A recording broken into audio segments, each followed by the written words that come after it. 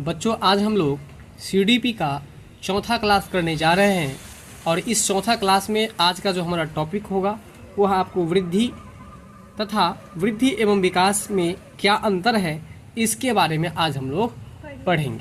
ठीक है, तो जैसा कि आप पहले से भी जानते आ रहे हैं कि वृद्धि को अंग्रेजी में ग्रोथ कहते हैं। क्या कहते हैं? वृद्धि को अंग्रेजी में क्या कहते हैं? ग्रोथ कहते हैं। वृद्धि से आशय बालकों की शारीरिक संरचना के विकास से है। कहने का मतलब ये है कि हमेशा वृद्धि की बात जब भी हो तो आप याद रखिएगा कि वृद्धि का मतलब आपको शरीर के अंग और प्रत्यंग में वृद्धि होने से होता है। वृद्धि का आशय खास तौर पर शरीर के अंगों, शरीर के प्रत्यंग और शरीर के जो वजन लंबाई में जो वृद्धि होती है ना, उसको ही आपको कहा आता है वृद्धि कहा आता है। बात समझ में आ रहा है? शरीर के अंग के आकार में जो वृद्धि होती है, शरीर के वजन में जो वृद्धि होती है, उसको ही हम लोग वृद्धि कहते हैं। और वृद्धि को आसानी से देखा जा सकता है। जैसे कि आप 5 साल पहले अपना कपड़ा सिलाई करवाने के लिए गए होंगे तो आपको जो दर्जी मापा होगा तो उस समय जो कपड़ा लगा होगा आपके बॉडी के लिए, और अभी जो आप माप करके दर्जी से फिर कपड़ा सिलवाएंगे तो इस दोनों में अंतर होगा कि नहीं होगा? अंतर होगा। इसका मतलब है आप वृद्धि को माप सकते हैं। पहले यदि 10 सेंटीमीटर था, है कि नहीं, 10 इंच था, तो अब 20 इंच या 15 इंच या 16 इंच कुछ न कुछ तो वृद्धि हुआ। तो आप वृद्धि को क्या कर सकते हैं? माप सकते हैं। वृद्धि को आप देख सकते हैं, लेकिन विकास को आप नहीं माप सकते हैं, नहीं आप देख सकते हैं। वृद्धि का मतलब खास तौर पर शरीर से संबंधित होता है, शारीरिक विकास से संबंधित होता है। बात यहाँ तक समझ में आया? बताइए वृद्धि के बारे में क्या क्या बताएं? वृद्धि को अंग्रेजी में ग्रोथ का विकास है। शरीर का ऊंचाई, लंबाई, मोटापा, ये सब शरीर में इसका वृद्धि होना। शारीरिक संरचना में जो विकास होता है उसे हम लोग वृद्धि कहते हैं। शरीर के अंगों में, अंगों के आकार में जो वृद्धि होता है ना, अंगों का जो आकार बढ़ता है उसको हम लोग क्या कहते हैं? वृद्धि कहते हैं। वजन जो बढ़ता है उसको हम लोग क्या कहते हैं? तो वृद्धि कहते हैं। कहने का मतलब ये है कि शरीर के संरचना में जो वृद्धि होता है ना, उसको ही हम लोग वृद्धि कहते हैं। ठीक है, वृद्धि को हम लोग देख सकते हैं जबकि विकास को हम लोग नहीं देख सकते। वृद्धि को हम लोग माप सकते हैं जबकि विकास को हम लोग माप नहीं सकते हैं। देखिए, वृद्धि से आशय शरीर के संरचना के विकास से है, जिसके अंतर्गत लंबाई, भार, मोटाई तथा अन्य अंगों का विकास सम्मिलित है। बात समझ में आ रहा है? यही बात आपको बता दिए हम। क्या क्या होता है? शरीर के लंबाई से संबंधित, भार में जो वृद्धि होता है, मोटाई में जो वृद्धि होता है, और अन्य अंग प्रत्यंग जो बढ़ता है आकार में, उसको ही हम लोग क्या कहते हैं? वृद्धि। वृद्धि की प्रक्रिया आंतरिक और बाहरी दोनों रूपों में होती है। सही बात है। आपके अंदर में जो है सो आपके लीवर, आपके जो है सो किडनी, दिल, फेफड़ा, ये सब बढ़ता है कि नहीं बढ़ता है? तो ये अंदर में भी इसका काम होता है और बाहरी रूप से भी आपको देखने को मिलता है। जैसे हाथ पहले कितना छोटा था, अब कितना बड़ा हो गया, है कि नहीं? पाँव, कान, ये सब बाहरी रूप से हम लोग देखते हैं कि नहीं देखते हैं? तो इसलिए ये पॉइंट आपको याद रखना है कि वृद्धि की प्रक्रिया आंतरिक एवं बाहरी दोनों रूपों में होती है। यह एक निश्चित आयु तक होती है। सही बात है। यह भी एक बहुत ही बड़ा पॉइंट बन करके आ रहा है कि वृद्धि जो है एक निश्चित आयु तक ही चलती है, यानी कि कुछ दिनों तक ही चलती है और कुछ दिनों के बाद जो है सो यह रुक जाती है। तथा भौतिक पहलू यानी कि फिजिकल एस्पेक्ट में संभव है। कहने का मतलब यहाँ पर कह रहा है आपको भौतिक पहलू में ही संभव है। कहने का मतलब वृद्धि जो है ना, वह आपको भौतिक मतलब बाहरी वातावरण होता है ना। वृद्धि का होता है बाहरी वातावरण। बाहरी वातावरण में हम लोग देख रहे हैं कि नहीं देख रहे हैं? ठीक है, तो यह एक निश्चित आयु तक होती है तथा भौतिक पहलू में ही संभव है। वृद्धि पर आनुवंशिकता का सकारात्मक और नकारात्मक दोनों प्रभाव पड़ते हैं। मतलब क्या हुआ? अगर आपके पिताजी खूब मोटे तगड़े हैं, ब्लैक हैं या व्हाइट है, गोरा है कि नहीं, तो ये कोई जरूरी नहीं है, ये जरूरी नहीं है कि आपकी जो वृद्धि होगी वो भी आपके पापा के जैसे ही एकदम मोटे ताजे गोरे चिट्टे हो जाएंगे, है ना। अगर आप पापा के जैसे, मम्मी के जैसे नहीं हुए, इसका मतलब है कि आप पर जो है सकारात्मक प्रभाव नहीं पड़ा। इसका मतलब नेगेटिव प्रभाव पड़ा, क्योंकि उनका असर नहीं हुआ। जब असर हो जाता तो इसका मतलब आपके पिताजी जैसे होते, आपके माताजी जैसे होते, आपके पूर्वज जैसे होते, वैसे ही अगर आप होते तो इसका मतलब आनुवंशिकता का सकारात्मक प्रभाव पड़ता। यानी कि वृद्धि पर आनुवंशिकता का सकारात्मक प्रभाव भी पड़ता है और नकारात्मक प्रभाव भी पड़ता है। अगर आपके पापा जी जैसे कि काले हैं, कितने एकदम बहुत काले हैं, लेकिन फिर भी आप गोरे हो गए, आपके और ही भाई बहन गोरे हो गए, तो इसका मतलब आपकी वृद्धि पर, आपके शारीरिक वृद्धि पर आपके आनुवंशिकता का सकारात्मक प्रभाव पड़ा कि नकारात्मक? बात को समझे कि नहीं समझे? इसलिए याद रखना है कि वृद्धि पर सकारात्मक और नकारात्मक दोनों प्रकार के प्रभाव पड़ते हैं। बात क्लियर हो गया। चलिए अब जो है आपका अगला पॉइंट वो वृद्धि और विकास में अंतर है।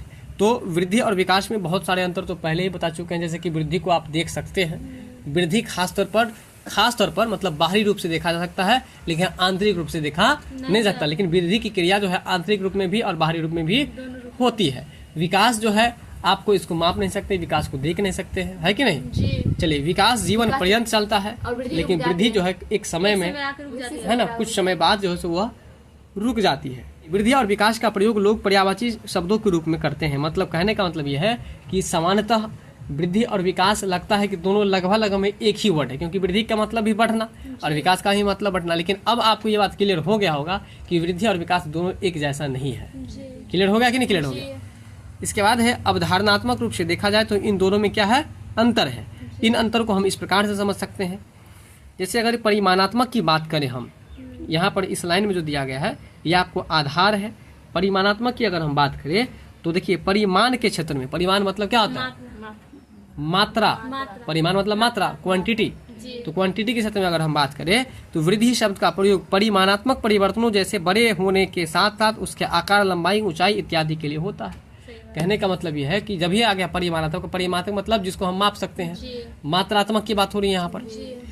तो हम आपको पहले ही बता देते वृद्धि केवल मात्रात्मक होता है, जबकि विकास जो होता है वो गुणात्मक और मात्रात्मक दोनों होता है। तो वृद्धि जो होता है वो केवल मात्रात्मक होता है। तो मात्रा का मतलब कुछ न कुछ मात्रा डिनोट करता है ना। मात्रा जैसे कि आपकी लंबाई पहले जो है 4 इंच थी या 3 फुट थी, अब आप 4 फुट के हो गए। तो ये मात्रा पता चल गया ना आपको, तो ये पता चल गया तो आप उसको माप सकते हैं कि नहीं माप सकते हैं। तो इसका मतलब है कि वृद्धि को अगर परिमाणात्मक रूप से देखा जाए, वृद्धि को अगर परिमाणात्मक रूप से देखा जाए तो वृद्धि परिमाणात्मक ही होता है, जबकि विकास जो होता है वो परिमाणात्मक एवं गुणात्मक दोनों होता है। बात समझ में आ रहा है कि नहीं आ रहा है। तो परिमाणात्मक में क्या बताया यहाँ पर कि वृद्धि शब्द का प्रयोग परिमाणात्मक परिवर्तन जैसे कि बच्चे के बड़े होने के साथ उसके जो आकार में, किसके आकार में, बच्चे के आकार में, बच्चे के आकार में, बच्चों के अंगों के आकार में, है ना, उसकी लंबाई और उसके ऊंचाई इत्यादि के लिए होता है। अब विकास की बात करें हम तो विकास शब्द का प्रयोग जो है परिमाणात्मक परिवर्तनों के साथ साथ है ना, व्यावहारिक परिवर्तन जैसे कि कार्य कुशलता, कार्य क्षमता, व्यवहारिक सुधार के लिए इत्यादि के लिए होता है ना।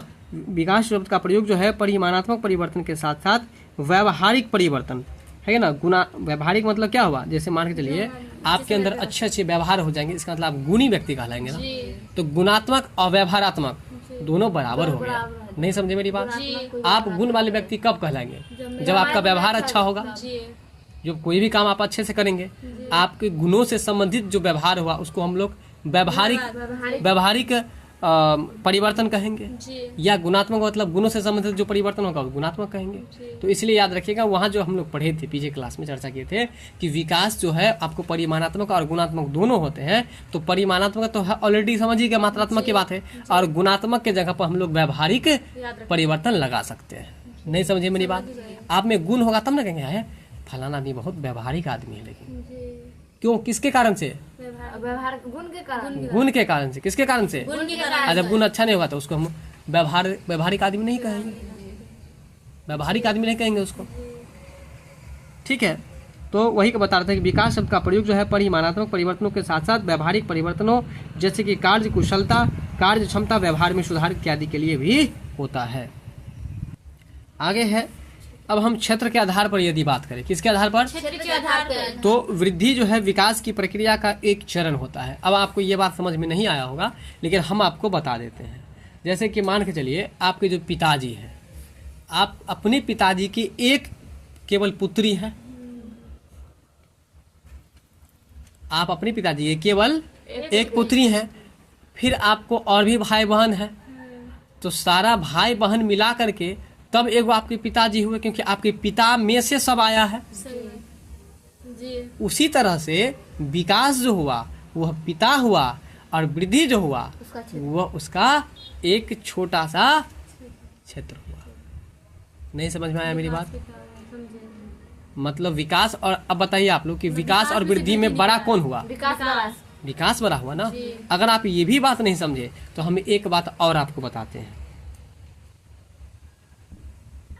अब जैसे कि यहाँ पर आप देख सकते हैं घेरा देख रहे हैं, यह इसको हम मान लेते हैं क्या चीज़, तो विकास मान लेते हैं। और इस विकास में से यदि हम वृद्धि की बात करें तो ये है आपको वृद्धि वाला डिब्बा, देख रहे हैं ना जी। तो अब देखिए कि इसमें जो है विकास इतना बड़ा है, लेकिन उसमें एक छोटा सा जो क्षेत्र हुआ यह एक वृद्धि हुआ। मतलब विकास जो है ना, विकास बड़ा है, वृद्धि छोटा है, और विकास में से निकल के ही आता है क्या चीज, वृद्धि। तो अब बताइए वृद्धि का क्षेत्र जो हुआ छोटा हुआ कि नहीं हुआ, और विकास का क्षेत्र क्या हुआ, बड़ा हुआ। बात समझ में आ रहा है ना। तो यही याद रखना है। वृद्धि विकास की प्रक्रिया का एक चरण है। चरण का मतलब एक स्टेप हुआ, जैसे सीढ़ी पूरा हर स्टेप पर चढ़ के जाएंगे तब चढ़ेंगे आप, कहाँ पर, छत पर चढ़ेंगे। तो आपका जो पौधान हुआ वह आपके लिए एक स्टेप हुआ। जैसे अभी आप मान के चलिए आप जो तैयारी कर रहे हैं, आप अगर जो चीज़ बनने का सोचे हैं, अगर कोई डॉक्टर बनने का सोचेगा तो पहले मेडिकल का एग्जाम निकालेगा। तो मेडिकल का एग्जाम निकालेगा, फिर क्या करेगा वो, फिर MBBS की तैयारी करेगा, फिर कंपटीशन की तैयारी करेगा, और तब जाकर के उसको नौकरी हुआ। तो इस मेडिकल का जो एग्जाम हुआ, फिर MBBS जो हुआ, और फिर जो एक बार फाइनल एग्जाम हुआ, वो उसका एक स्टेप हुआ, वो उसका एक चरण हुआ, तब जाकर के वो डॉक्टर बना। तो इसलिए कहने का मतलब विकास का एक चरण है, एक छोटा सा वस्तु समझ लीजिए। विकास एक बड़ा वस्तु है और वृद्धि एक छोटा वस्तु है, लेकिन विकास के अंदर में ही है। अभी भी बात क्लियर हुआ कि नहीं? तो वृद्धि विकास की प्रक्रिया का एक चरण है, एक स्टेप है, या एक पहलू भी कह सकते हैं। इसका क्षेत्र जो होता है वो आपको सीमित होता है। अभी आप जस्ट देखे कि वृद्धि जो है वो हमेशा नहीं चलता है, वो कुछ समय के बाद जो है सो रुक जाता है, लेकिन विकास हमेशा चलता है। और विकास का क्षेत्र जो है वो सीमित नहीं है, असीमित है, अनलिमिटेड है। बात समझ रहे हैं ना। विकास अपने आप में एक विस्तृत अर्थ रखता है। विकास जो अपने आप में एक विस्तृत, अभी जस्ट बताए, विस्तृत का मतलब क्या होता है, बड़ा है ना। वृद्धि विकास का एक भाग है, यही बात आपको बता दिया हूँ। वृद्धि जो है विकास का एक भाग हुआ कि नहीं हुआ। वृद्धि जो है वह विकास का एक भाग है, एक छोटा सा भाग निकला हुआ था, अभी जस्ट सिखाए थे आपको। आगे अब हम बात करते हैं परिपक्वता के क्षेत्र में। देखिए वृद्धि की क्रिया जो है आजीवन नहीं चलती है, ये बात आपको अभी जस्ट बताए थे हम। वृद्धि की प्रक्रिया आजीवन नहीं चलती, बालक के परिपक्व होने के साथ यह रुक जाती है। जब आप परिपक्व हो जाते हैं, क्या आपकी पापा मम्मी, अभी आपके पापा मम्मी का हाइट बढ़ रहा है, नहीं बढ़ रहा है। मतलब जब आपके पापा मम्मी परिपक्व हो गए, तो परिपक्व हो जाने के बाद अब आपके पापा मम्मी का वृद्धि रुक गया होगा, अब नहीं होता होगा। लेकिन आपकी वृद्धि अभी चल रही है। क्यों चल रही है, क्योंकि आप पूरे परिपक्व नहीं हुए हैं। फिर आगे देखिए, बालक के परिपक्व होने के साथ यह रुक जाता है, ये बात क्लियर हो चुका है।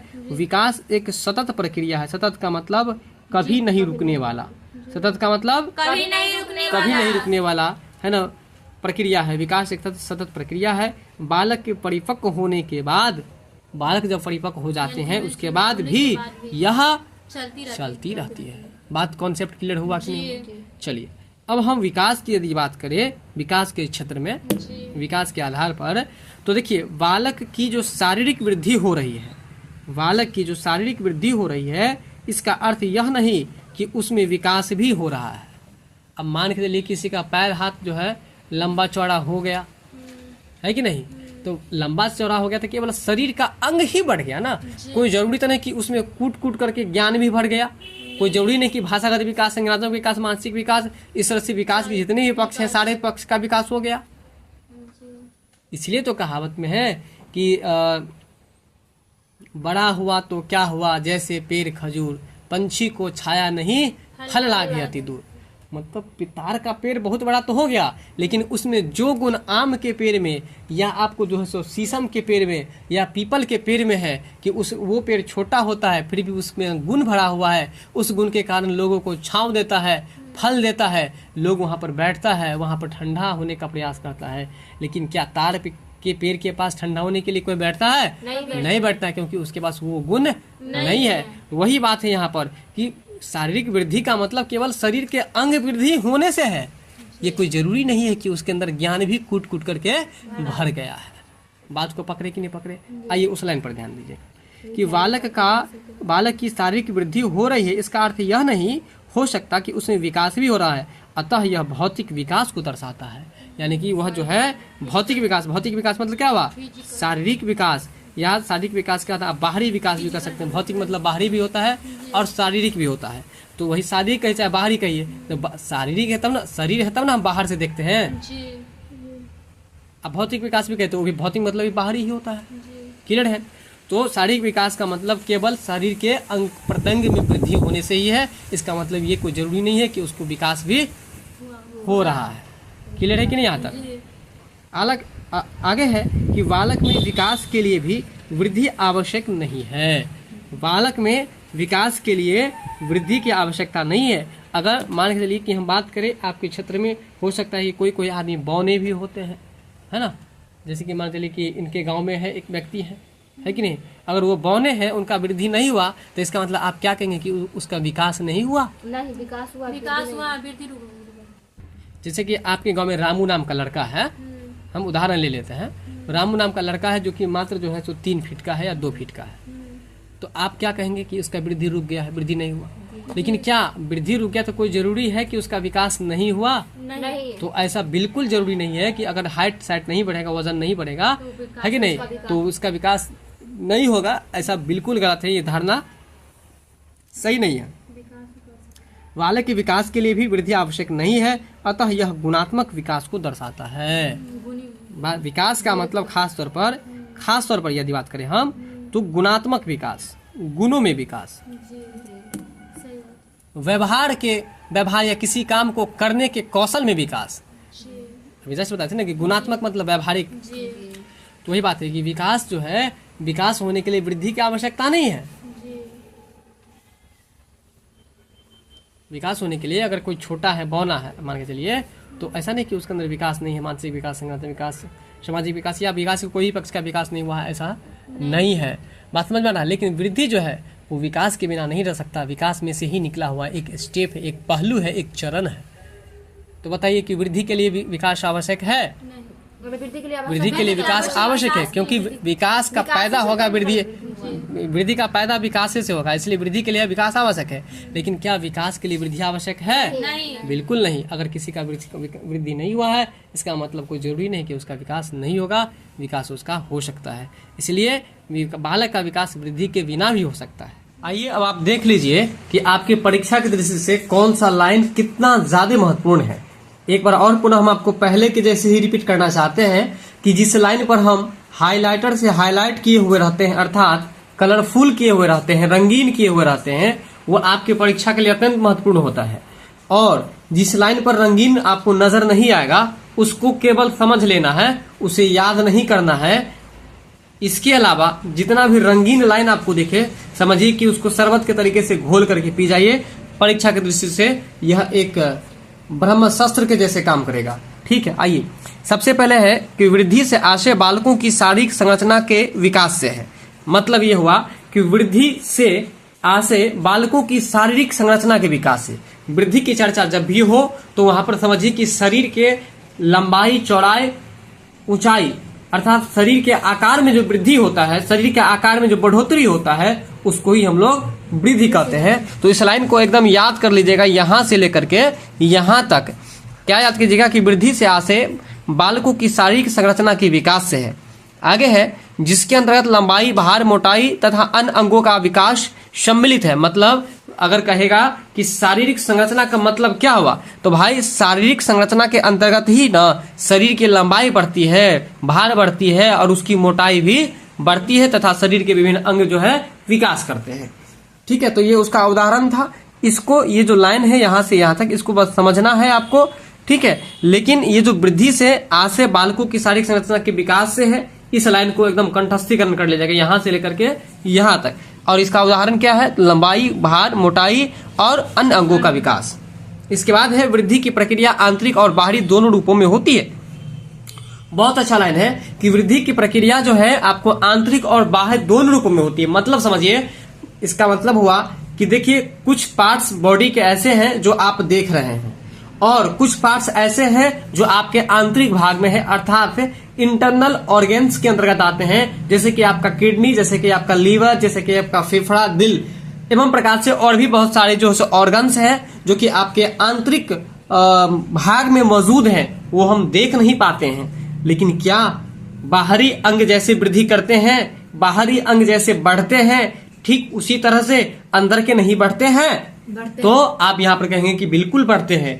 तो इसी वजह से कहा जा सकता है कि वृद्धि की जो प्रक्रिया है वह आंतरिक और बाह्य दोनों रूपों में होती है, लेकिन हम लोग बाहरी वाले को देख सकते हैं। अर्थात यहाँ जो लाइन लिखा है आगे कि यह एक निश्चित आयु तक होती है और भौतिक पहलू में ही संभव है, मतलब भौतिक मतलब बाहरी, भौतिक मतलब बाहरी।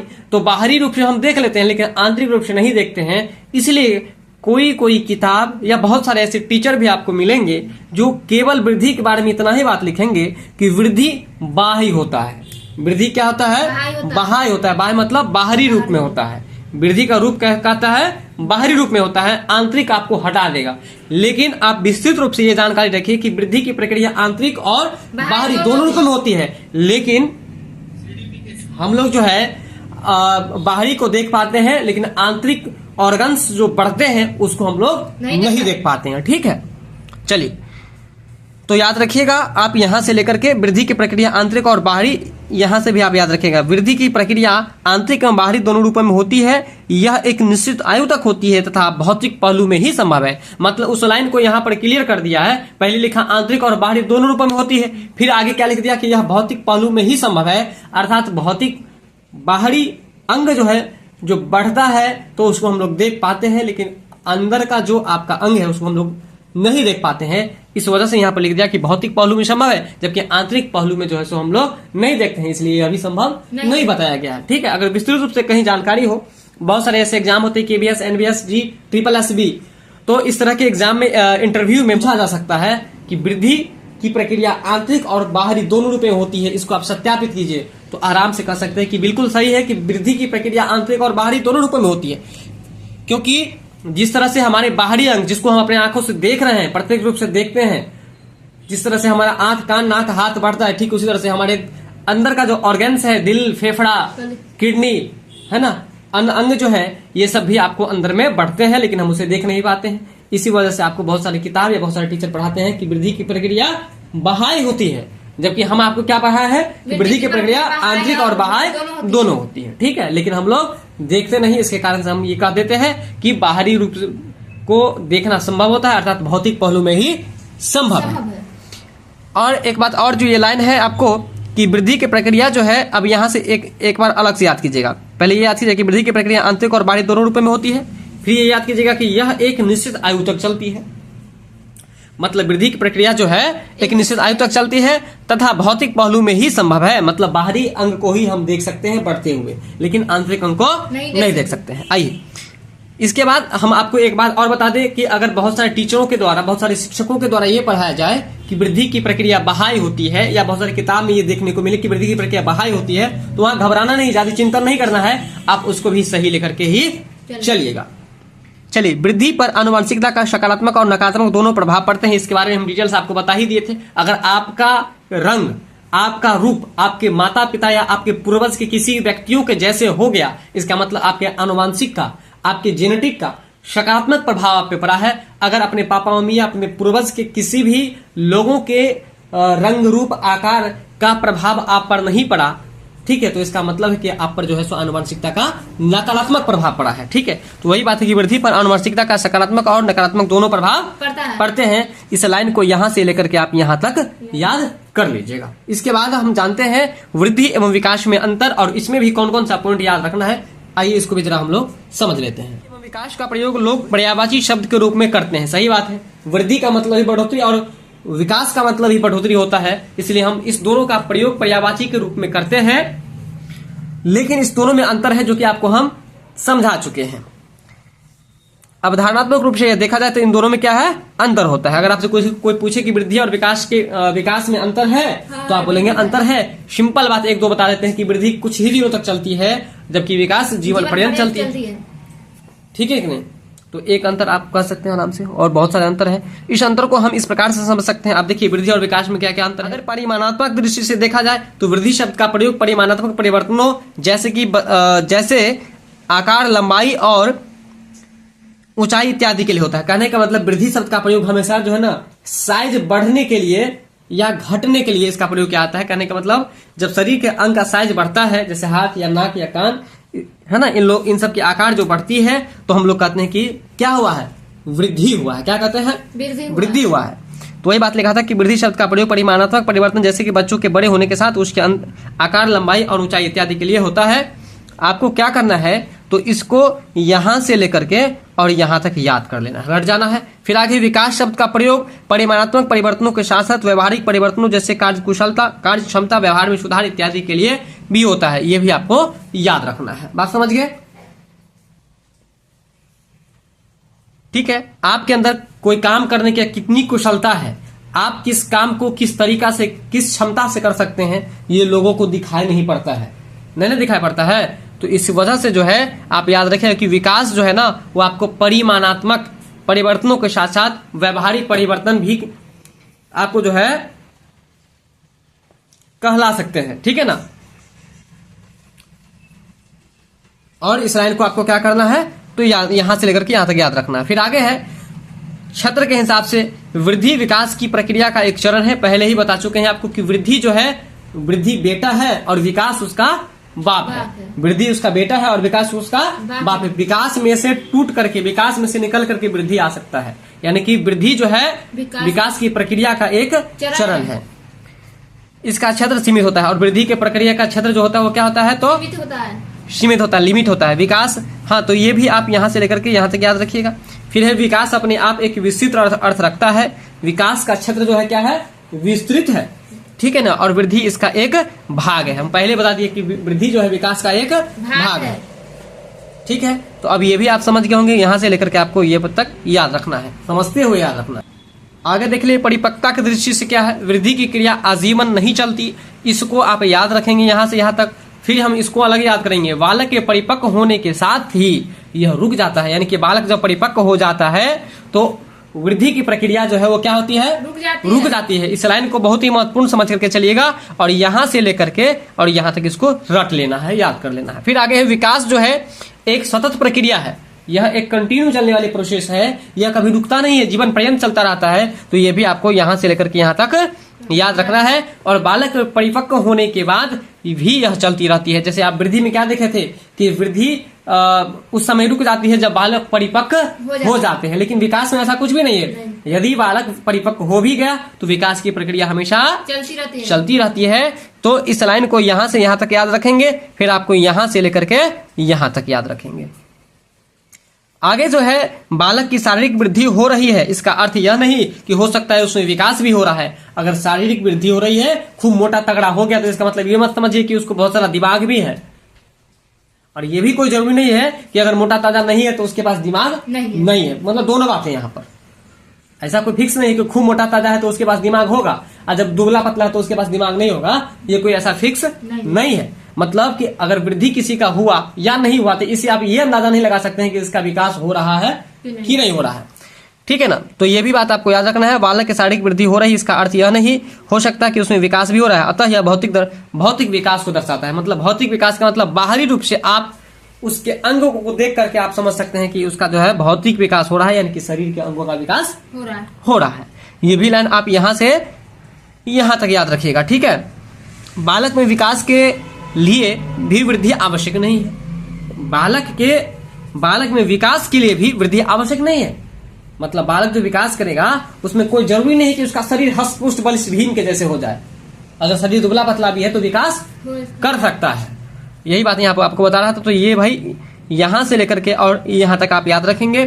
फिर इसके बाद है अतः यह गुणात्मक विकास को दर्शाता है, यानी कि यहां से लेकर के जो है यहां तक याद रखेंगे। और अतः यह जो है लगा हुआ है ना, यह को ऐसे पढ़िएगा, अतः विकास, यह को हटा करके क्या लगाइएगा, विकास, यानी कि अतः विकास गुणात्मक विकास को दर्शाता है। बात यहां तक समझ में आ गया। तो वृद्धि और विकास में जो अंतर आपको बताए और साथ में वृद्धि का जो अवधारणा आपको बताए, तो इन सब बातों को आप बहुत ही अच्छी तरीके से समझ गए होंगे। वीडियो आपको पसंद आया हो तो लाइक शेयर सब्सक्राइब जरूर कीजिएगा। मिलते हैं अगले वीडियो में, तब तक के लिए बहुत बहुत धन्यवाद। जय हिंद।